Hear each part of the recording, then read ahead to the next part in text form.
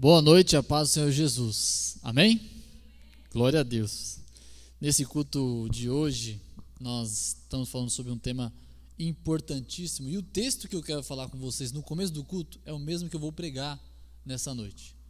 Eu quero convidar você a ler comigo esse texto, que é lá no Salmo de número 90. Texto muito interessante. Eu quero ler de forma responsiva, onde eu leio o verso 1, vocês o 2 e assim por diante. Então vocês estão com Bíblias aí, com a mesma linguagem, então nós vamos fazer um coral, amém? Salmo de número 90, eu vou ler os ímpares e vocês os pares. Caso, vai estar aqui também no telão, para vocês acompanharem com a nossa amiga Carla aí, que está nos auxiliando. Quem achou, diga amém. Glória a Deus, vamos lá. Senhor, Tu tens sido o nosso refúgio de geração em geração. Antes que os montes nascessem, ou que Tu formasse a terra e o mundo, sim, de eternidade a eternidade, Tu és Deus. Tu reduzes o homem à destruição, e dizes, volvei, filho dos homens. Porque 1000 anos são os Teus olhos, como o dia de ontem que passou, e como a vigília da noite. Tu os leva como corrente de água, são como um sono, são como a erva que cresce de madrugada. De madrugada cresce e floresce, à tarde corta-se a seca. Pois somos consumidos pela Tua ira, e pelo Teu furor somos angustiados. Diante de Ti puseste as nossas iniquidades, os nossos pecados ocultos, à luz do Teu rosto. Pois todos os dias vão passando na Tua indignação, acalma-se os nossos anos como um conto ligeiro. A duração da nossa vida é de 70 anos, e se alguns, pela sua robustez, chegam a 80 anos, o melhor deles é canseira e enfado, pois passa rapidamente e nós voamos. Quem conhece o poder da Tua ira e a Tua cólera, segundo o temor que te é devido. Ensina-nos a contar os nossos dias, de tal maneira que alcancemos um coração sábio. Volta-te para nós, Senhor. Até quando? E aplaca-te para com os Teus servos. Sacia-nos de madrugada com a Tua benignidade, para que nos regozijemos e nos alegremos todos os nossos dias. Alegra-nos pelos dias em que nos afligiste e pelos anos em que vimos o mal. Apareça a Tua obra aos Teus servos e a Tua glória sobre seus filhos. E seja sobre nós a graça do Senhor nosso Deus, e confirma sobre nós a obra das nossas mãos. Sim, confirma a obra das nossas mãos. Amém. Baixemos nossas cabeças, vamos orar. Bendito seja o Teu nome, glorioso, Deus Todo-Poderoso, aquele que é de eternidade a eternidade, aquele único que é o Deus, o qual nós viemos servir nessa noite. És bem-vindo aqui. Toda a glória e toda a honra que será, Senhor, aqui entoada é para Ti, Senhor. O Senhor é o Deus das nossas vidas, e o Senhor é o centro deste culto. É para Ti que nós estamos aqui. É para servir ao Senhor, o Deus da nossa salvação, o Deus da nossa vida, o Deus da nossa gratidão. Te louvamos eternamente porque toda a eternidade de glória Tu mereces. Tu és honrado sobre todos, o Teu nome é acima de todos os nomes. O Senhor é poderoso, o Senhor é a majestade que se assenta sobre um alto e sublime trono, acima de todos nós e acima de toda a criação, porque o Senhor criaste todas as coisas e nós Te louvamos por causa disso, porque o Senhor é o maioral dos maiorais, o Senhor é o Celso, o grandíssimo, o exaltado, o bendito das nações. Seja adorado por nós, no nome de Jesus. Nós Te pedimos que o Senhor venha perdoar os nossos pecados, as nossas falhas, a nossa incapacidade de conseguir, Senhor, agradar o Senhor perfeitamente. E colocamos aqui à nossa disposição, pedindo que o Teu Espírito Santo, no nome de Jesus, venha em nós, limpar o nosso ser e entoar um cântico que louve ao Teu nome para todos sempre, no nome de Jesus. Receba esse culto, receba a nossa vida, no nome de Jesus. Amém. Glória a Deus. Convido você a ficar de pé. Nós vamos estar louvando o nome do Senhor nesse momento, cantando a glória de Deus. Nessa noite nós estamos de fato na presença um dos outros. Eu estou na presença da Isabela, estou na presença do Jonathan, do Léo, da Carla, e vocês estão na minha presença. Mas o mais importante de tudo isso é que nós estamos não na presença dos outros. É uma honra estar com você aqui nesse culto, mas a honra maior de todas é estar na presença de Jesus. E é sobre essa presença que eu quero, juntamente com vocês, adorar. E nós entendemos e entramos nessa consciência de que estamos na presença de Jesus. E nós possamos cantar então um louvor, não para que eu ouça, não para que nenhum de nós que estamos aqui ouçamos, mas para que aquele que a presença é real neste lugar possa receber a nossa adoração.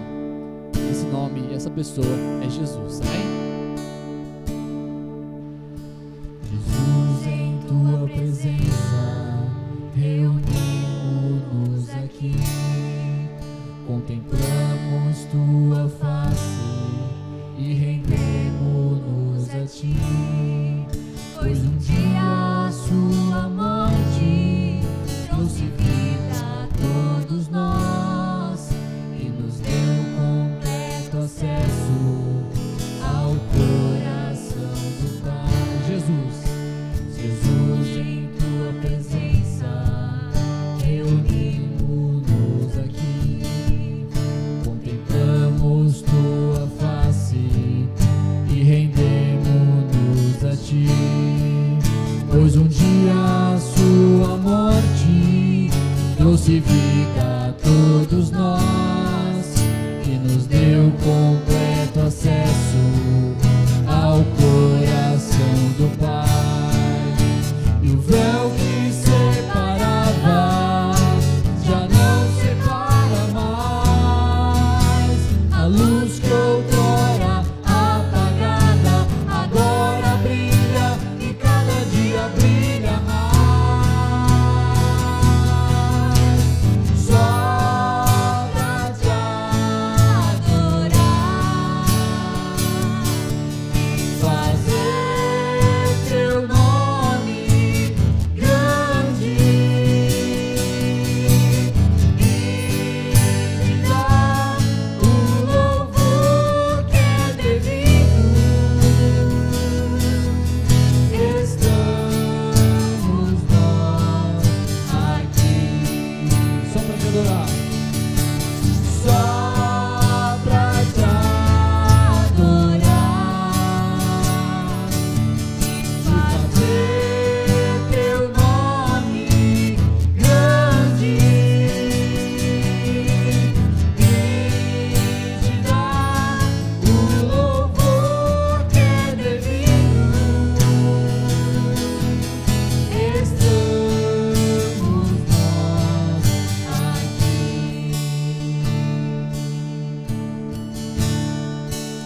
Aleluia. Nós estamos aqui por causa disso.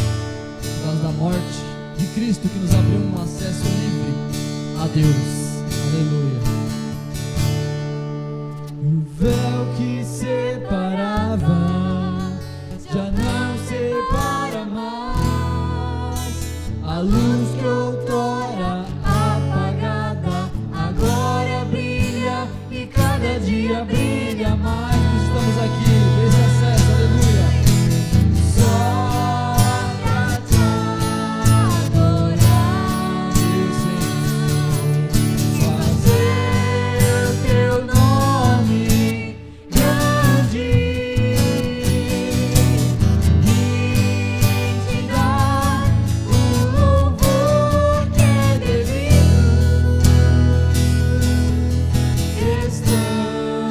Estamos nós aqui. Estamos nós aqui. Aleluia. Estamos aqui para te louvar, Senhor. Bendito seja o teu nome. Então vamos louvar esse nome maravilhoso, que criou todas as coisas, que merece toda a glória e o louvor. Ele é o nosso Senhor, nós somos os seus servos. Louvemos ao Senhor. Louvemos ao Senhor. adoremos o seu santo nome, nosso amado Pai, seu nome é santo. Louvemos ao Senhor, pois seu nome é santo, pois seu nome é santo. Louvemos ao Senhor, pois seu nome é santo, pois seu nome é santo. Magnifiquemos, magnifiquemos ao Senhor, ao Rei que é digno de louvor. Ele é excelso,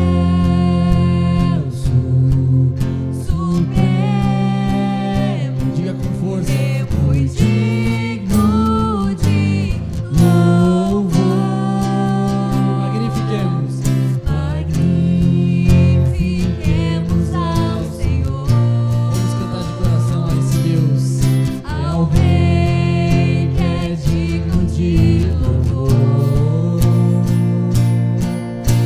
Excelso, supremo e muito digno de louvor. Louvemos ao Senhor, pois seu nome é santo, pois seu nome é santo. Louvemos ao Senhor, pois seu nome é santo, pois seu nome é santo.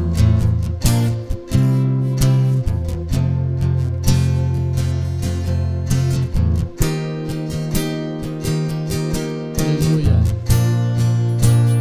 Ele é o nosso Rei. Vamos cantar assim, ó. Hosana,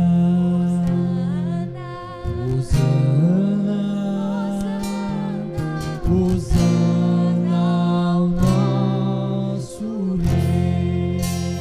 Hosana, Hosana,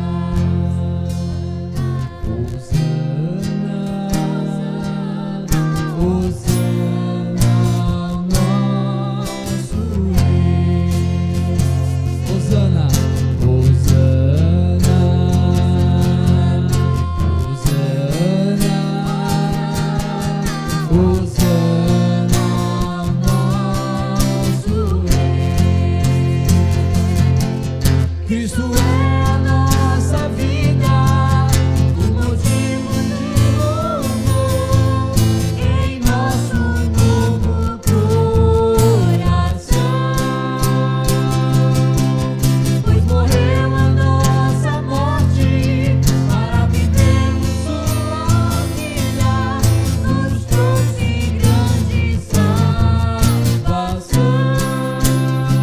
Cristo é a nossa vida, o motivo do louvor em nosso novo coração. Pois morreu a nossa morte para vivermos sua vida, nos trouxe grande salvação. Louvemos ao Senhor, pois seu nome é santo, pois seu nome é santo. Louvemos ao Senhor, pois seu nome é santo, pois seu nome é santo. Aleluia, Jesus, teu nome é santo. Ele é santo, ele é Rei. E por ele ser Rei, ele é o maior. Ele é o infinito. Ele é o Criador de todas as coisas. Vamos cantar que Ele é maior.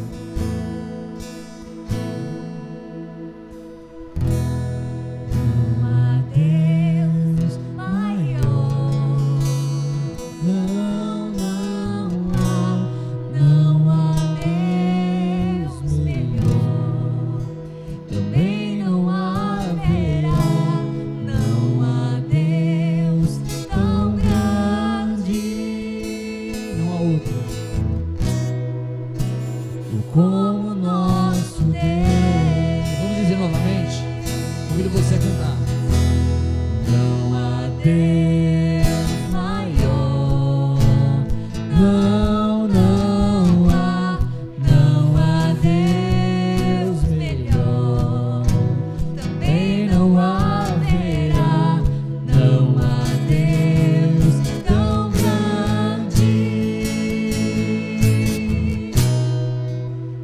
como nosso Deus.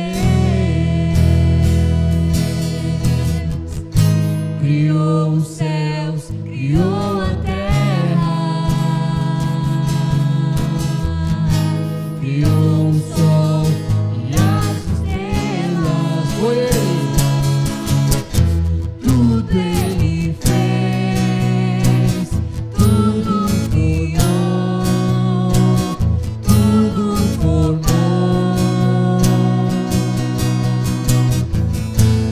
Vai ao céu, louvor. Vai ao céu, louvor.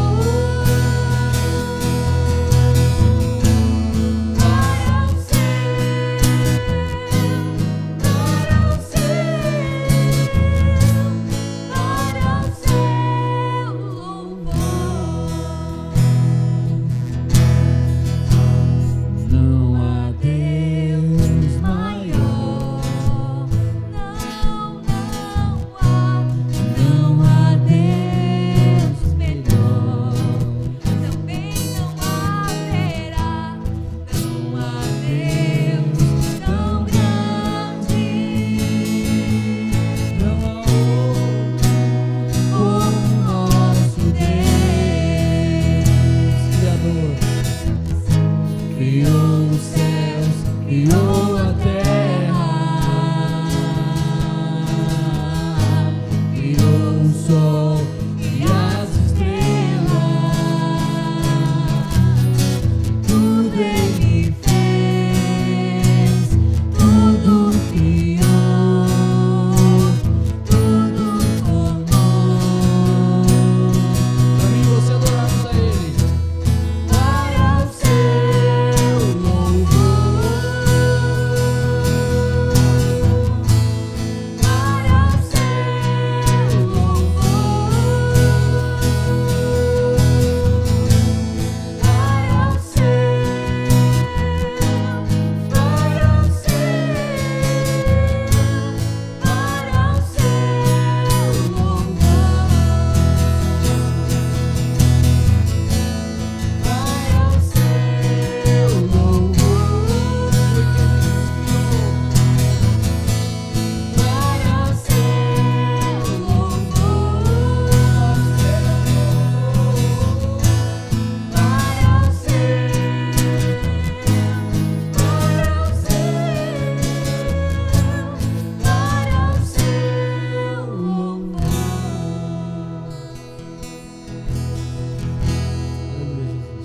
Obrigado.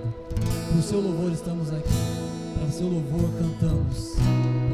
Para seu louvor estamos aqui existindo. Porque o Senhor nos criou, o Senhor nos formou, nos sustenta e nos salva para o teu louvor. Te agradecemos e aplaudimos o seu louvor no nome de Jesus.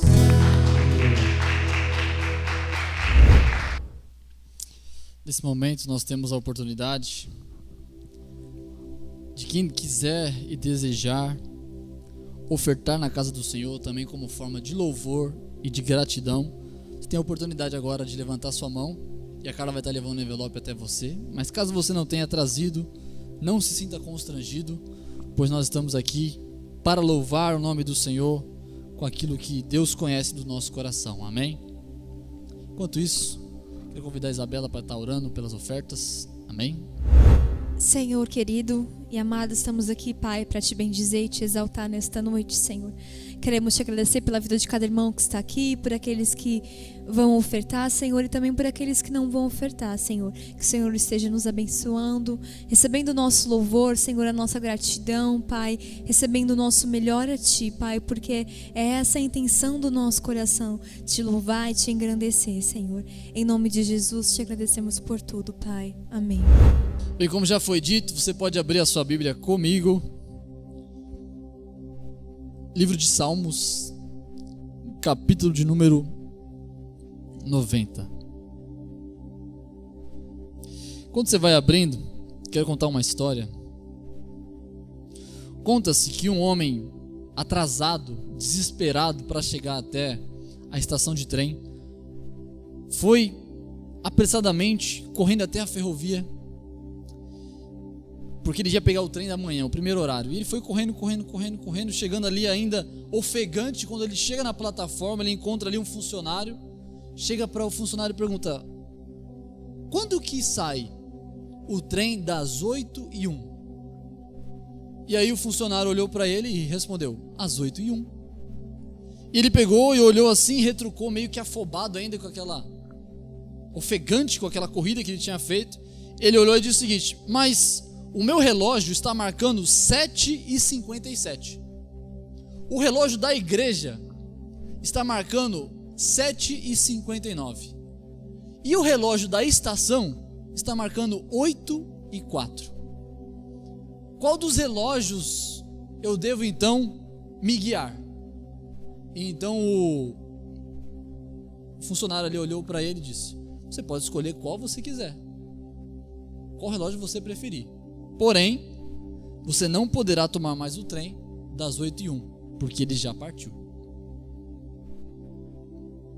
Quando nós falamos de tempo, perder tempo é o que traz mais desespero para o homem. O tempo, ele é valioso, né? Horace Mann disse o seguinte: coloque num cartaz: perderam-se ontem entre o nascer do sol e o pôr do sol 2 horas de ouro, constando cada uma 60 minutos de diamantes em cada uma. E ele diz assim: não se oferecerá recompensa. Sabe por quê? Pois nunca mais ela será recuperada.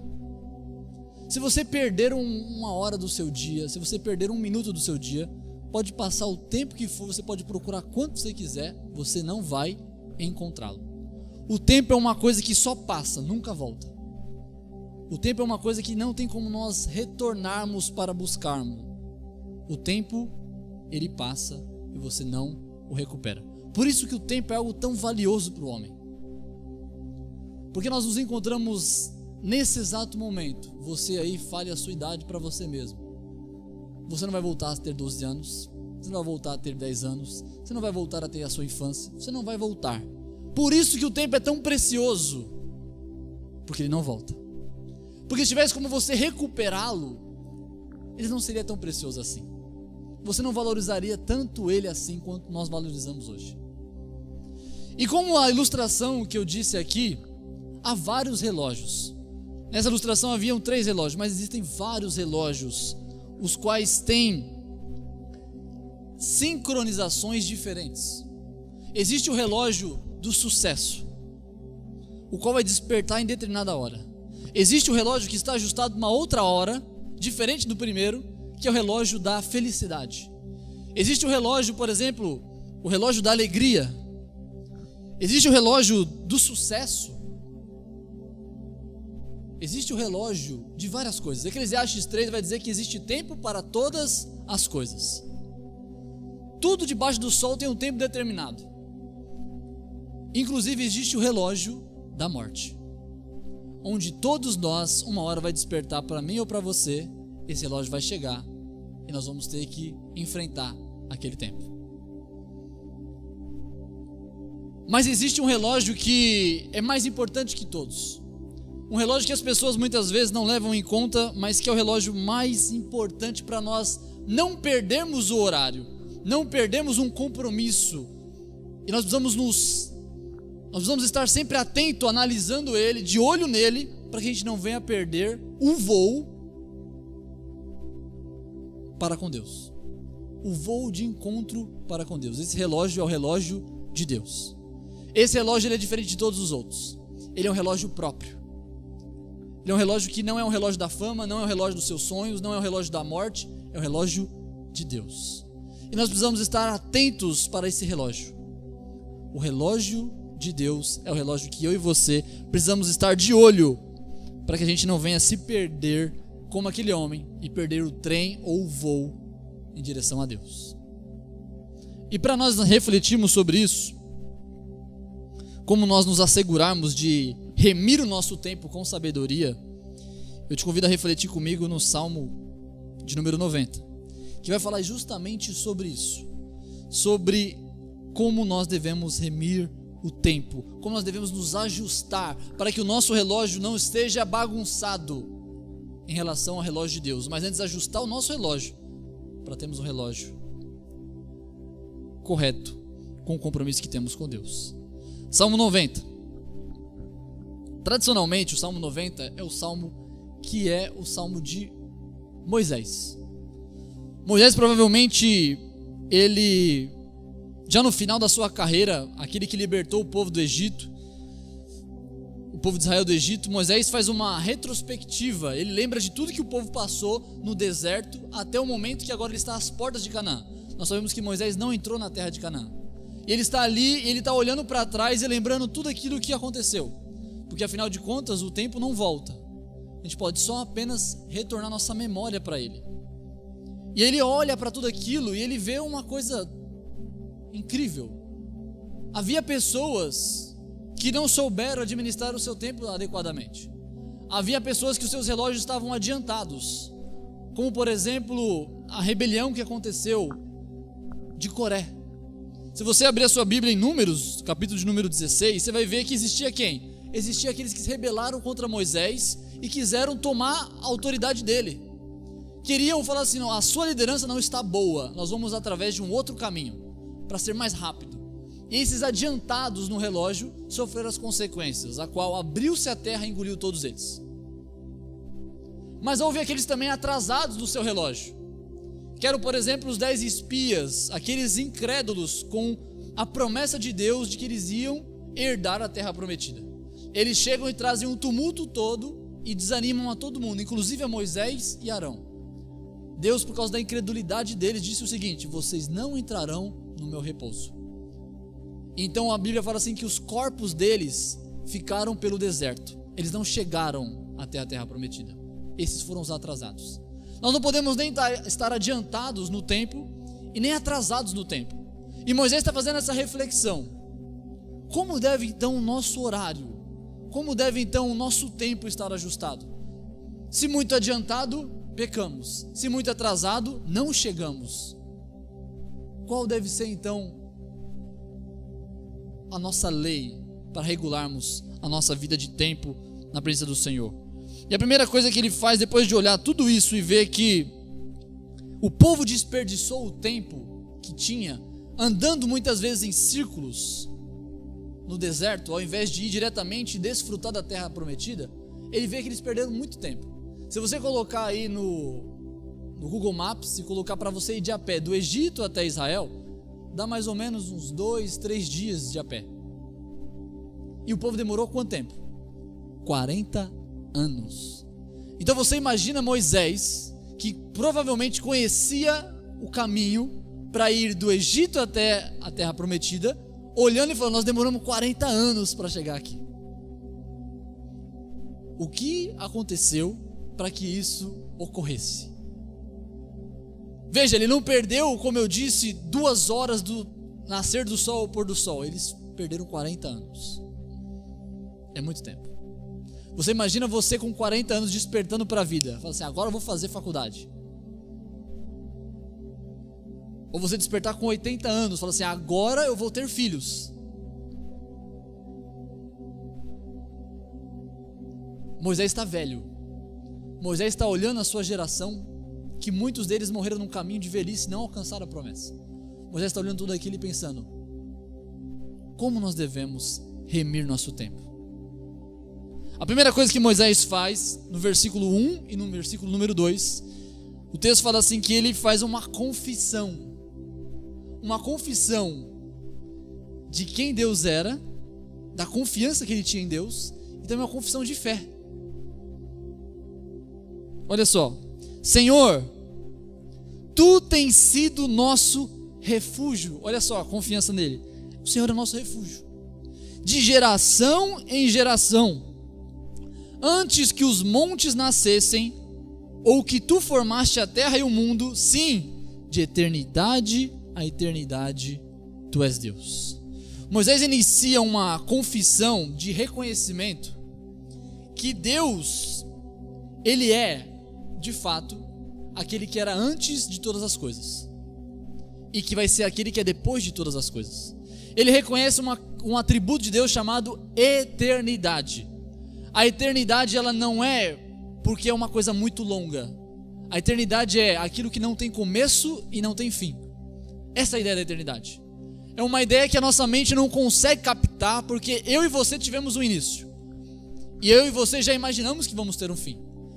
E Moisés está olhando para aquele que não tem início e nem fim, mas ele olha não só um atributo de Deus de ser eterno, não ter começo nem fim, mas ele vê também uma providência de Deus que agiu no tempo e no espaço. Deus é e tem sido o nosso refúgio. Refúgio aqui é abrigo, refúgio aqui é proteção, é um lugar onde você se abriga, mas também é um lugar não só de segurança e conforto, mas também é um lugar de prevenção, é um lugar de aprendizado. Refúgio é o lugar onde nós entramos sabendo que ali nós vamos ser segurados. E está dizendo o quê? Ele está olhando para trás e falando assim: desde que Adão e Eva surgiram na terra, até hoje nós na porta de Canaã, Deus tem cuidado de nós, Deus tem protegido a todos nós, Deus tem sido aquele que, mesmo nós sendo peregrinos, todo esse tempo, Deus, aquele que cuida de nós, aquele que é eterno, que não tem começo, Ele cuidou de nós em todo esse tempo. Aí vem um atributo maravilhoso para nós pensarmos. Quando ele olha para trás, ele traz essa memória de um Deus eterno que cuida dele desde sempre. Sabe o que ele está fazendo? Ele está entendendo que o socorro de Deus, a providência de Deus, o cuidado de Deus estava sobre ele antes que ele nascesse. Porque ele está falando assim, Adão e Eva, Deus cuidou de Adão e Eva, Deus cuidou da geração de Jacó, Deus cuidou de Abraão, Deus cuidou de nós no Egito, Deus foi nosso refúgio esse tempo todo. Significa que quando Deus, hoje, se você está aqui e você pode memorar aquilo que já ocorreu, você pode ter uma certeza: o Deus que é eterno, o Deus que é atemporal, Ele estava cuidando dos seus antepassados para que você estivesse aqui hoje. Deus promoveu, Ele proveu circunstâncias e cuidado tal, com refúgio tal, para que você estivesse aqui hoje. Você sabia que bastava um errinho no meio desse caminho para que você não estivesse aqui hoje? Bastava um errinho. Bastava o seu pai e sua mãe, naquele dia, estarem de mau humor, e já não ia dar certo você estar aqui hoje. Já imaginou isso? Olha como foi o cuidado de Deus. E não foi só o dia do seu pai e da sua mãe estarem de bom humor ou não, mas os seus avós, os seus tataravós, os seus sei lá o que, estavam de bom humor, todos no dia certinho. Sabe para quê? Para que surgissem os seus antepassados e pelos seus antepassados viesse você. Aqui ele está mostrando para nós um atributo de que Deus, Ele está em todo o tempo, mas não está só ali olhando com a curiosidade de alguém que assiste um filme, mas Deus é aquele que controla todas as coisas e cuida delas de tal maneira para nos prover um refúgio e um abrigo. Olha que coisa maravilhosa. A primeira coisa que Ele faz é reconhecer que Deus é um Deus provedor, que cuida de nós, e é um Deus que está no tempo, agindo no nosso favor. Ele fala assim: de eternidade a eternidade, Tu és Deus. Esse é o nosso Deus. É um Deus maior do que o tempo. É um Deus que o tempo não pode reter. Na verdade, Ele é sobre o tempo. Deus, ele criou o tempo, e Deus, ele comanda o tempo. Deus, ele diz o que cada momento as coisas vão ocorrer. Deus não precisa, Deus quando estava lá no passado com seus ancestrais, Deus já sabia o que ia acontecer hoje, ele já estava aqui. Deus já estava aqui no dia de hoje, enquanto nossos antepassados estavam lá atrás. Deus, ele controla o tempo. Para quem a Moisés poderia recorrer para pensar e aprender sobre o tempo, se não fosse com aquele que criou o tempo? E não só criou o tempo, mas controla o tempo. O homem, ele é governado pelo medo da morte. Quando o relógio da morte tocar, o homem é governado pelo tempo. O homem tem agendas, tem relógios, tem controle, tem hora para acordar, hora para dormir, tem planos. O homem é servo do tempo, mas Deus não. O tempo é servo de Deus. Primeira coisa que nós aprendemos: o Senhor é o dono do tempo. Ele começa essa confissão: eu confio nesse Deus, porque Ele cuidou das minhas gerações, então Ele vai cuidar de mim também. Ele vai cuidar da minha descendência também. Depois de ele ver isso e constatar que Deus é o Senhor do tempo, o texto fala assim que ele começa então a fazer um paralelo entre a diferença entre Deus e a sua pessoa. Mas não só sobre a sua pessoa, mas sobre a humanidade. Porque essa confissão de comparação entre Deus e o homem, que o homem é finito, é desproporcional. Veja comigo, versículo 3. Tu, falando para Deus, reduzes o homem à destruição e dizes: volvei, filhos dos homens, porque 1000 anos são aos teus olhos como o dia de noite de ontem que passou, e como a vigília da noite. Tu os levas como correntes de águas, são como um sono, são como a erva que cresce de madrugada cresce e floresce, à tarde corta-se e seca-se. Olha que coisa interessante. Ele faz uma comparação entre o Deus que é eterno, que é de geração em geração, que é de eternidade em eternidade, com o homem que é finito, que é passageiro, que é momentâneo. As comparações que ele faz aqui são muito interessantes, porque talvez o homem ele olhe para si e ele pense assim: eu sou alguém que tem muito tempo de vida, eu tenho muita experiência, eu tenho sabedoria. O homem pode olhar para si e o coração tolo pensar o seguinte: eu tenho muito ainda para viver.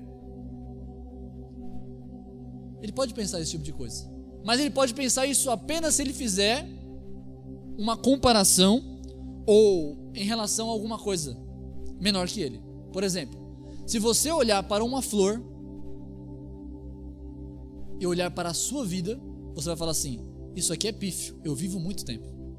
Se você olhar para uma mosca que dura mais ou menos 24 horas entre a vida e a morte, e olhar para você, você fala assim: eu vivo muito tempo. Só que essa perspectiva está errada, porque a perspectiva para entendermos o tempo não é a perspectiva de nós que estamos no tempo para com aqueles que também estão no tempo, mas é daquele que criou o tempo em relação a nós que estamos vivendo dentro do tempo e sujeitos ao tempo. Então essa é a perspectiva que ele faz, perspectiva desproporcional de um Deus eterno para com nós finito. E o que ele diz? A primeira comparação que ele faz é: tu reduzes o homem à destruição. Assim como nós, quando pegamos uma flor cortada e colocada no meio da sua cozinha, dentro de um copo de água, e você vê ela murchando, assim Deus vê o homem nascendo, crescendo e morrendo. Para Deus isso é como um lapso de tempo, é como um estalar de dedos e já acabou. Tiago vai dizer assim que o homem é como um vapor, ou como uma fumaça que está fazendo churrasco e de repente ela aparece e de repente ela some. A vida do homem em relação a Deus, ela é como um estalo, ela é como um vapor, ela é insignificante, ela é mínima, ela é uma coisa rápida. O homem em relação a Deus, Deus não só vê o homem passando rápido como uma corrente de água passageira, como também Deus controla. Olha só o que ele diz: ele chama o homem à destruição, ele reduz o homem à destruição, ao pó da terra, ele também chama. É Deus que controla. Olha o poder de Deus agindo no tempo. A outra coisa que ele diz aqui, porque 1000 anos são aos teus olhos como um dia de ontem que passou. Veja, na memória de Deus, quando nós pensamos no milênio passado,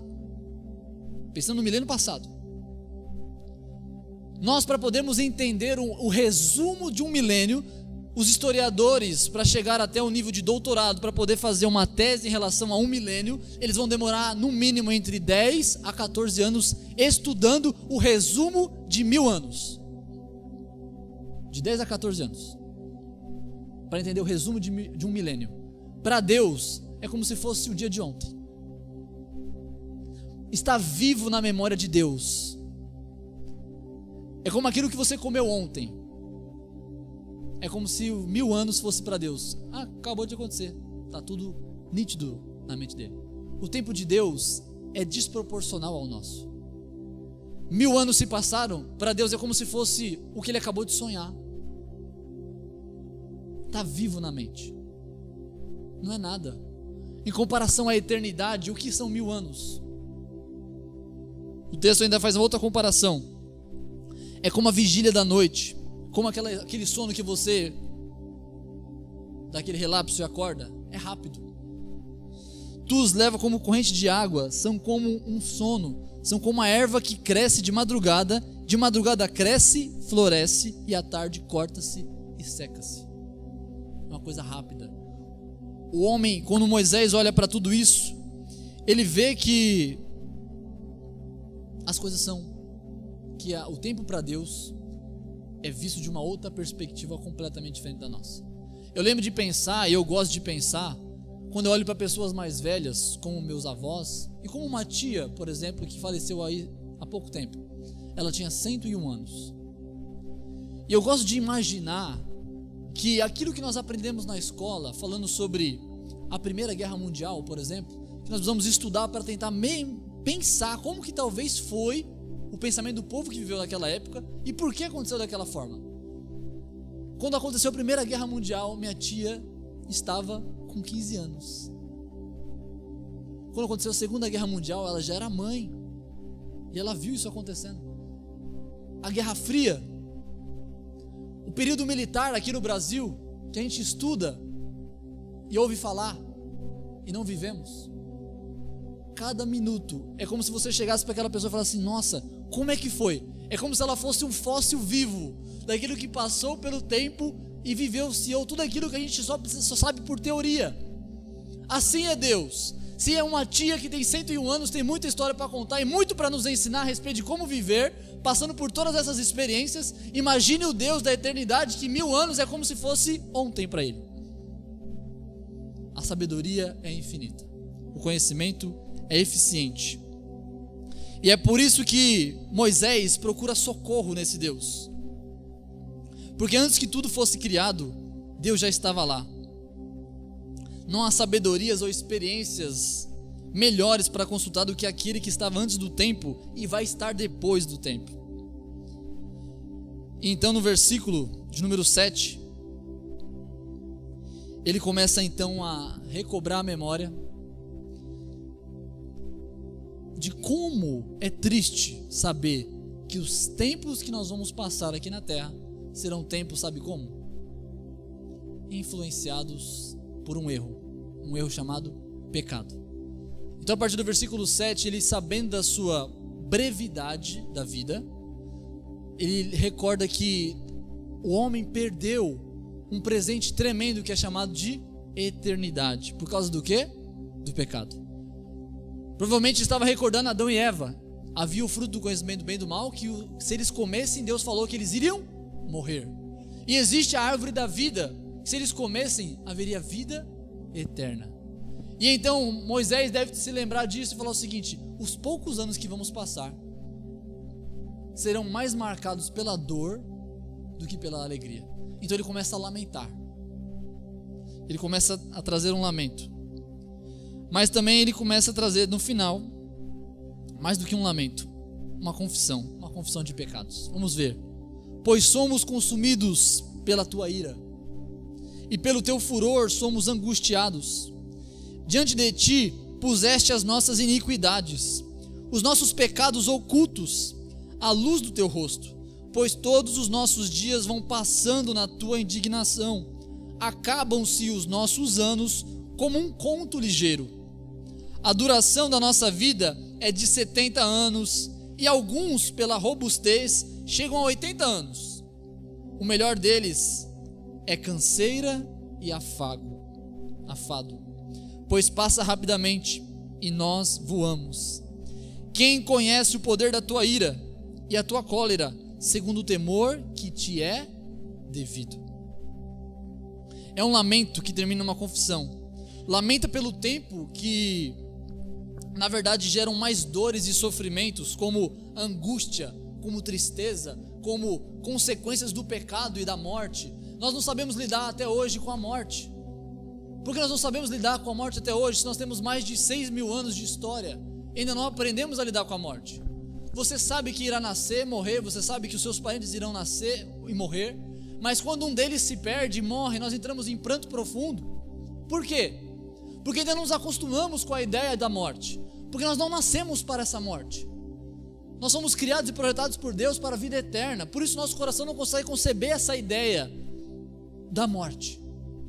Então ele olha para tudo isso e fala assim, os 70, 80 anos ou mais que sejam, eles são momentos terríveis, que mais são marcados pelo desgosto do que pelo gosto. São momentos tristes, e quando passamos dessa idade, ainda acaba ficando mais difícil ainda, porque a velhice vem, e então as fragilidades começam a chegar. Ele termina dizendo, quem dera conhecêssemos a ira de Deus. Quem dera se nós tivéssemos entendido antes do pecado o quão errado eram as nossas vidas, seria errado fazer aquilo que fizemos. Porque nós não gastamos tempo naquilo que era o temor que devíamos a Deus. O lamento dele é uma pergunta: por que não pensamos nisso antes do pecado? O pecado nos trouxe sofrimento, o pecado nos trouxe angústia, o pecado nos trouxe morte, desespero. O pecado nos faz muitas vezes enxergar a vida de uma forma errada, porque há duas formas de nós entendermos que devemos viver depois de entendermos a brevidade da vida. Se você sabe que logo irá morrer e não passará de 100, 120 anos, se for muito sortudo, então você pode pensar de duas formas. A primeira delas é viver de uma forma desenfreada, partindo de braços abertos para toda a libertinagem, para que de alguma forma você possa aproveitar o máximo nesse tempo mínimo que você tem de vida. É uma vida de querer abraçar todos os gostos e prazeres, para que de alguma forma, esse pouco de tempo, você consiga viver um pouco. De alguma forma você possa desfrutar de tudo isso um pouco. Só que o texto fala assim que isso, o resultado disso, de uma vida dessa forma, ela provoca a ira de Deus. Provoca a ira de Deus. Mas há uma segunda forma de viver se você entender a brevidade da vida. Se você entender a brevidade da vida, você pode ir com uma segunda questão que ele fala. Não aquela que gera ira em Deus, mas aquela que você gera em você o temor que Deus merece. O temor que Deus merece. Se entendermos que a nossa brevidade da vida é como um pequeno pedaço que tem começo e fim, e depois disso resulta a eternidade, você imagina que a nossa vida é este pedaço, pequeno, limitado, que é como um vento que passa e você nunca mais o vê. Se você entender isso pela perspectiva de Deus, do tempo, você vai ver que a sua vida é pouco tempo. E se é pouco tempo, você precisa pensar no outro tempo que continuará depois da morte, que é a eternidade. O que acontecerá com você depois da sua morte? Se você viver essa vida loucamente, como aquele primeiro que achou que deveria abrir os braços e encarar tudo que tem para prazer nesse tempo e no agora, esse vai perder a eternidade toda no sofrimento, recebendo a ira de Deus sobre si. Mas aquele que entender que essa brevidade da vida deve ser colocada com o relógio ajustado para o tempo de Deus, esse vai entender e vai ganhar a vida eterna. Veja, são dois tempos: o tempo terreno e o tempo eterno.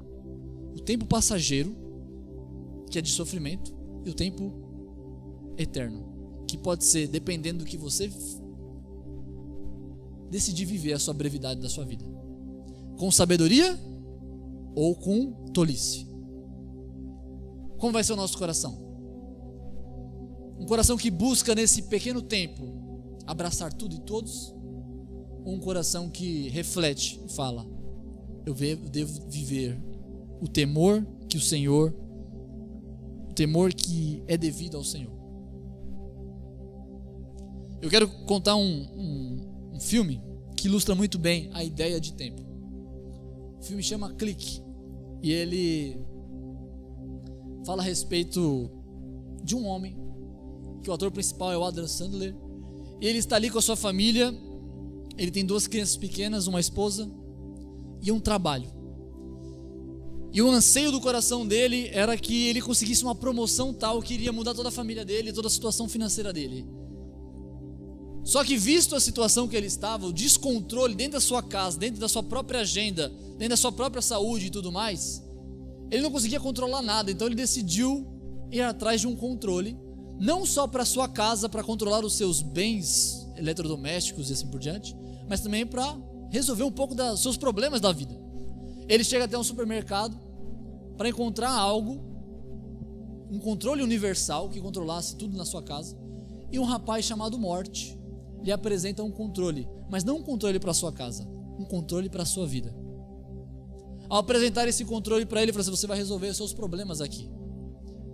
E o filme começa dessa forma: ele pega aquele controle e começa a mexer naquele controle. Ele percebe que dá para pausar, dá para avançar no tempo, dá para mutar a fala dos outros, e dá para recordar muitas coisas com imagens vívidas. E ele começa aquela brincadeira, percebendo o controle que ele tinha nas suas mãos, e ele começa a passar momentos tristes que ele não queria vivenciá-los naquele momento. Então ele começa a passar para frente, por exemplo, as brigas que ele tinha com a esposa. Ele começa a passar para frente quando alguma coisa tirava a atenção dele do trabalho. Ele começa a passar tanto, que ele percebe que estava demorando para chegar à conclusão onde ele receberia a promessa da promoção do seu trabalho. Então ele passa tudo até chegar à promoção do seu trabalho. E só quando ele chega lá, nesse tempo, o controle já tomou conta da sua vida. Ele já não controla mais o controle, mas agora o controle controla a sua vida. Todas as vezes que ele passou alguma coisa, o controle entendeu que ele não queria mais passar nunca mais aquele tipo de coisa. Então toda vez que ele iria conversar e a esposa dele começava a brigar com ele, o controle automaticamente passava a vida dele para frente. E ele perdia aquele momento. Ele perdia aquela cena.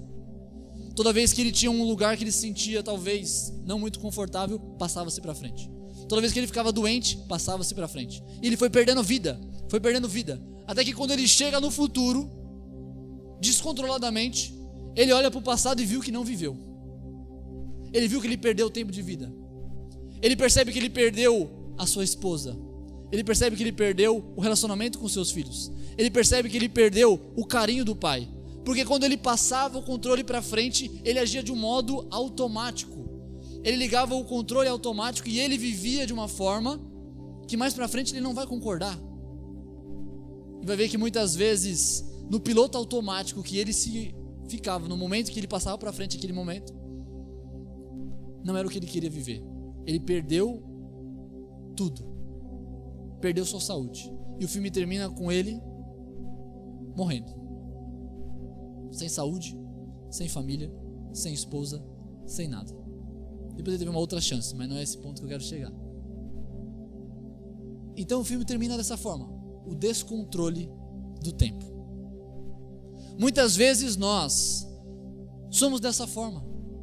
Muitas vezes nós queremos controlar a nossa vida e queremos ajustar os tempos e aproveitar os tempos do máximo possível, e acabamos entrando no piloto automático das nossas vidas e pegando esse tipo de coisa como smartphones, celulares, e vivendo uma vida automática. Parecemos robôs, só passando o feed do Facebook para cima, um atrás do outro, e achando que nós estamos vivendo, e quando na verdade nós estamos perdendo tempo na nossa vida. E quando menos esperamos, entramos no controle automático, onde a gente já não governa mais a nossa vida, mas quem governa a nossa vida são esses controles remotos, que manipulam a nossa mente, que nos fazem perder tempo, e quando nós muito menos esperamos, estamos lá viciados em celulares, viciados em jogos, viciados em filmes, viciados em séries, viciados em uma série de coisas que nos fazem o quê? Perder o controle da vida e do tempo. E quando olharmos para trás, o que nós veremos? Frustração. Nós não temos o controle da vida. Quem dera nós lembrássemos, soubéssemos a ira de Deus. Quem dera nós soubéssemos que deveríamos dar a Deus o temor que dele é merecido. Nós não sabemos controlar o nosso tempo. Nós não sabemos administrar o nosso relógio. Nós não sabemos. Nós não temos controle da nossa própria vida. E é essa intensidade de informação que chega na cabeça de Moisés e faz ele entender uma coisa que eu e você precisamos entender nessa noite. Que precisamos aprender a controlar o nosso tempo. Mas não com qualquer um. Veja o versículo 12. Olha o que ele diz. Ele pede socorro ao Senhor. Ele diz assim: ensina-nos a contar os nossos dias, de tal maneira que alcancemos coração sábio. Ensina-nos a contar os nossos dias. Ensina-nos a entender os momentos. Ensina-nos a olhar e ser alguém que está consciente do que está fazendo. Ensina-nos a olhar e ajustar o nosso relógio ao tempo com Deus. A nossa vida deve ser gerada uma vida que teme a Deus, uma vida que vive para Deus, uma vida que não vive em relógios paralelos ao de Deus, que nós colocamos eles e muitas vezes chegamos atrasados no encontro com Deus. E o encontro com Deus, querido, é o encontro da vida com Deus, do relacionamento com Deus. O tempo que nós passamos muitas vezes perdendo tempo das nossas vidas com outras coisas, nessa brevidade da vida, nós vamos acabar perdendo aquilo que nós temos de mais importante, que é o temor devido a Deus. A nossa vida não foi feita para seguirmos relógios do trabalho, relógios do sucesso, relógios do casamento, relógios dos filhos, relógios dos sonhos. É o relógio de Deus. Ele é o dono do tempo. Ele é o controle de todas as coisas. O tempo é servo de Deus. Mas nós somos servos de Deus ou somos servos do tempo? O que nós estamos escolhendo? A brevidade da vida ou a eternidade da vida? Ele diz: Senhor, eu não tenho o controle da minha vida. Senhor, eu preciso que o Senhor ajuste a minha vida no tempo do Senhor. Senhor, eu preciso que o Senhor abra os meus olhos para que eu possa entender que eu não posso perder tempo com essas coisas daqui da terra. Eu não posso ficar distraído com as coisas que me vêm e muitas vezes me tiram o olhar de onde eu deveria estar atento para não chegar atrasado. O Senhor nos chama a aprender com Ele. Aprender com Ele, administrar e remir o nosso tempo.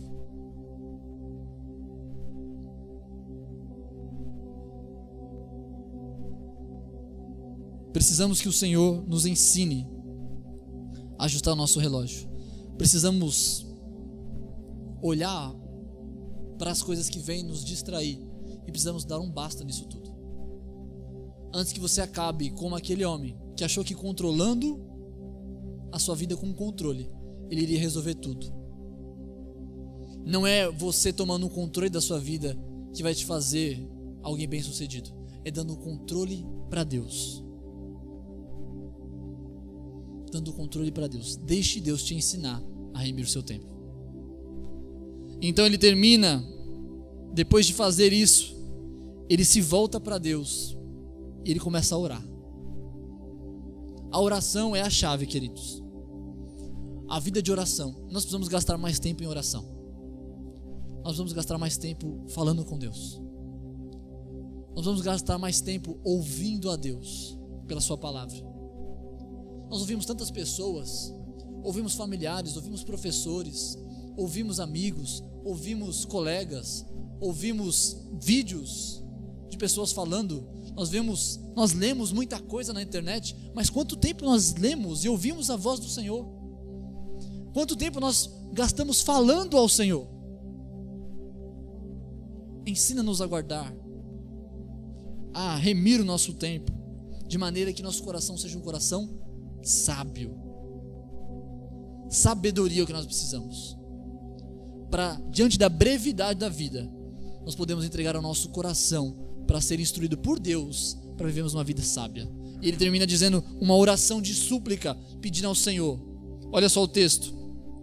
Volta-te para nós, Senhor. Até quando? E aplaca-te para com os teus servos. Sacia-nos de madrugada com a tua benignidade, para que nos regozijemos e nos alegremos todos os dias.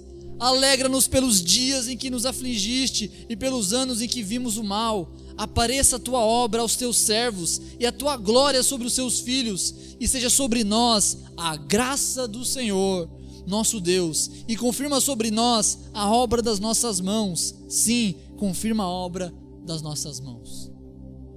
Olha o que ele está dizendo. Ele está pedindo socorro ao Senhor. A primeira coisa que ele percebe é que a presença do Senhor é fundamental. Volta-te, Senhor. Ele percebe que perdeu tempo com outras coisas, enquanto deveria estar na presença do Senhor. Volta-te, Senhor. Ele percebe que sem o Senhor, ele não pode ser saciado. Nós muitas vezes achamos assim, eu estou num tédio, como eu disse do filme agora há pouco, nós vivemos isso todos os dias. Eu estou num tédio, não tem nada para fazer. Eu estava vendo essa mensagem aqui, refletindo ontem à noite. Quando eu terminei de refletir, eu falei assim, nossa, nós precisamos buscar mais o Senhor. Sabe o que eu fiz? No vez de virar e orar, sabe o que eu fiz? Peguei meu celular, fiquei a noite inteira no Facebook. Nós não sabemos remir nosso tempo. Nós precisamos da ajuda de Deus. Depois dessa mensagem, você pode fazer igual eu ontem à noite. Sair daqui e continuar a sua vida querendo controlar o seu tempo com distrações pífias, ao invés de chamar, volta-te, Senhor, volta-te. Preciso da tua presença na minha vida. Sem o Senhor eu não posso ser saciado. Olha só, sacia-nos de madrugada com a tua benignidade. Sem a presença, sem remir o tempo com a sabedoria de Deus ensinando nossos corações, nós não podemos nos saciar. Não é o que deixamos de viver que vai nos saciar. Não é remindo o tempo para fazer aquilo que nós queremos fazer que vai nos saciar, mas é buscando o Senhor, o eterno, que pode nos saciar. É Deus que sacia nosso coração faminto. Nosso coração é como uma boca grande que quer engolir tudo e todos, mas nunca se sacia. Somos como um buraco negro no meio do peito que puxa tudo e nunca devolve nada. E quando devolve o vômito. Mas o Senhor é o único que pode entrar e saciar a nossa fome de eternidade. Essa fome de eternidade, essa mesmo. Aquela que Moisés falou agora há pouco. 70, 80 anos, o que é isso? Mas se o Senhor estiver comigo, terei a eternidade inteira para desfrutar na presença dEle. Porque Ele vai me saciar, não só hoje, não só 80 anos, não só 100 anos, mas a vida eterna. Sacia-nos, Senhor. Nós precisamos da sua benignidade. Alegra-nos pelos dias em que nos afligiste. Ele está pedindo graça a Deus. Aqueles momentos de tristeza foram porque nós abandonamos o teu caminho, porque nós fomos rebeldes no deserto, porque nós não confiamos no Senhor, porque nós esmurecemos. Ele está dizendo o seguinte: Senhor, me arrependo. Volta a ser alegria no meu coração pela busca do Senhor. Em vez do mal que nós sofremos pelo pecado, eu quero agora receber o bem da tua presença. Apareça a tua obra aos seus servos, a tua glória sobre os filhos e sobre nós a graça do Senhor. O que nós precisamos fazer nessa noite é que, lembrando que o Senhor é o Deus eterno de geração em geração, que foi o refúgio das nossas vidas, que cuidou de tudo e providenciou tudo para que você estivesse aqui e salvo. Ele vai continuar a te guardar, mas você precisa entregar o seu coração para que Ele possa ensinar você a ser sábio, para que você possa ser por Ele saciado, por Ele cheio de ensino e sabedoria para a vida agora e para a vida eterna. O desafio que eu quero trazer para você é esse: entenda que o Senhor é nosso refúgio, entenda que Ele é eterno, Ele sabe muito mais de tempo do que eu e você, e que Ele pode nos ensinar sobre a eternidade e sobre o tempo como nós devemos agir. E Ele nos ensina a viver uma vida de oração, de busca, de procurar nele esse conhecimento e buscar nele esse saciamento. Só assim seremos satisfeitos, só assim seremos sábios de coração. Portanto, busque um coração sábio no nome de Jesus. Busque ao Senhor enquanto se pode achar. Busque, porque Ele está perto. Busque, porque hoje o Senhor te chama a você ajustar o seu relógio do seu tempo para caber, não Deus na sua agenda, mas a sua agenda ser Deus. No nome de Jesus. Amém? Abaixe sua cabeça, vamos orar. Bendito seja o teu nome, Senhor. Perdoa-nos, Senhor, por negligenciarmos muitas vezes o tempo que devemos gastar contigo, gastamos com outras coisas.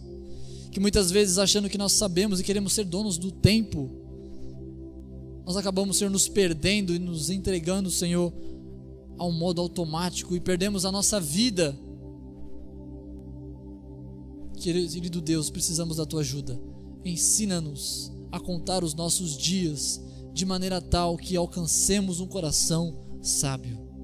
Precisamos da tua sabedoria, precisamos da tua graça para podermos ser saciados dessa brevidade da vida, Senhor, que muito nos aflige, que muito, Senhor, é passageira, momentânea. Precisamos da tua graça em nós. Precisamos, Senhor, do Espírito Santo agir nos nossos corações, entendendo que a prioridade das prioridades é o Senhor, que o que mais importa nas nossas vidas é o Senhor, é a busca pelo Senhor. Entendemos que existe um temor que é devido a Ti, que nós precisamos entregar a Ti, viver uma vida de sabedoria, remendo o tempo. Não nos deixe, Senhor, chegar atrasados nem adiantados, mas no tempo do Senhor e com o nosso tempo consagrado ao Senhor.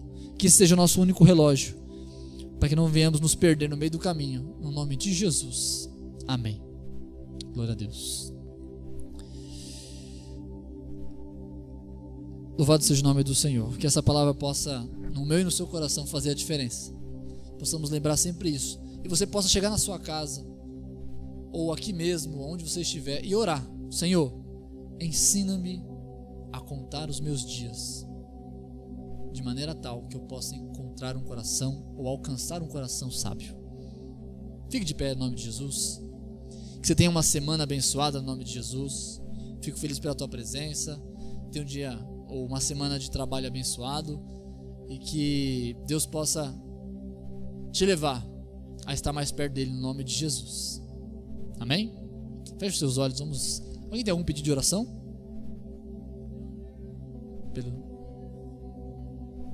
Ah, é? Amém. Eu vou estar orando então, e a Carla vai preparando um vídeo. Tá no YouTube, tá?